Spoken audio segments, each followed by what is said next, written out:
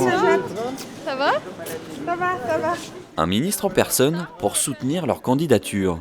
Sur le canton de Cergy-Hin, Najat Vallaud-Belkacem est venue soutenir les candidats socialistes Florence Augier et Blay Mokono.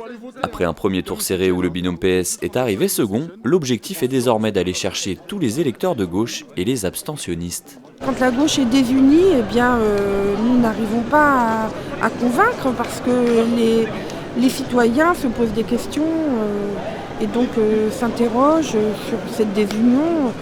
Et donc, à mon avis, oui, il faut une gauche rassemblée, mais il faut aussi convaincre les citoyens qui sont très loin de ces batailles politiques, qui ne les intéressent pas, qui sont, eux, confrontés à des difficultés quotidiennes, qui dépendent du conseil départemental et donc pour lequel il faut que nous agissions. C'est pour ça que dimanche, il faut qu'ils votent pour nous.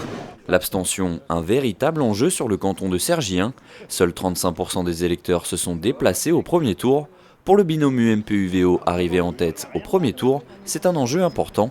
Armand Payette et Virginie Talande multiplient les actions pour convaincre les indécis de leur accorder leur confiance. L'entre-deux tours, je crois qu'on continue exactement ce que nous faisons depuis le début de la campagne, avec un petit peu plus de conviction peut-être pour essayer de convaincre les gens qui n'ont pas voté.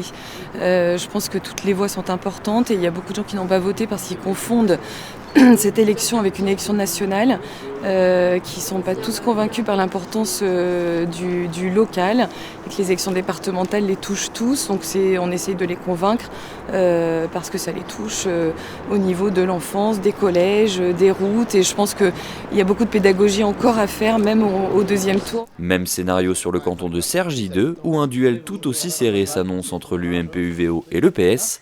Un parti socialiste emmené par Antoine Bonneval et Estelle Meunier.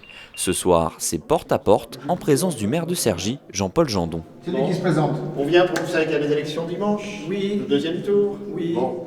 Arrivé deuxième du premier tour, le conseiller général sortant Antoine Bonneval compte sur l'union de la gauche pour l'emporter lors du sprint final. D'abord, on a fait un gros travail de mobilisation citoyenne et moi j'appelle encore les gens à aller voter parce que je pense qu'il faut que le pourcentage de participation soit énorme. Donc il y a un travail d'explication, de pédagogie, de bien montrer l'enjeu de cette élection.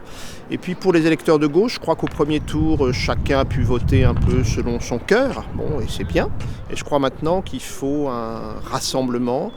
Là, je fais du porte-à-porte, je vais aller en refaire là maintenant. Et quand on dit aux gens, il y a une union des listes de gauche avec les écologistes, les gens sont contents. Je crois qu'en fait, ils sont heureux de voir que la gauche se rassemble pour ce second tour.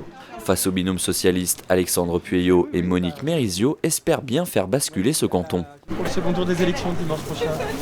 Arrivés en tête du premier tour, les candidats investis par l'UMP et soutenus par l'UVO espèrent bien transformer l'essai le 29 mars. On fait tout. On multiplie les présences sur le terrain évidemment. On repart au contact des habitants, porte à porte, les gares, les marchés. On rencontre des associations. Voilà, on fait le boulot pour convaincre les habitants. Maintenant, voilà, on est vraiment les candidats de la majorité départementale. Aujourd'hui, l'UMP et l'UDI sont assurés de conserver le département. Il faut que les habitants profitent de toutes les politiques du Conseil général et ne soient pas représentés par des candidats qui seront dans l'opposition systématique comme ils l'ont été lors du dernier mandat. Au total, 68 000 électeurs sont appelés à se rendre aux urnes ce dimanche. Au premier tour, seuls 30 000 d'entre eux avaient fait le déplacement.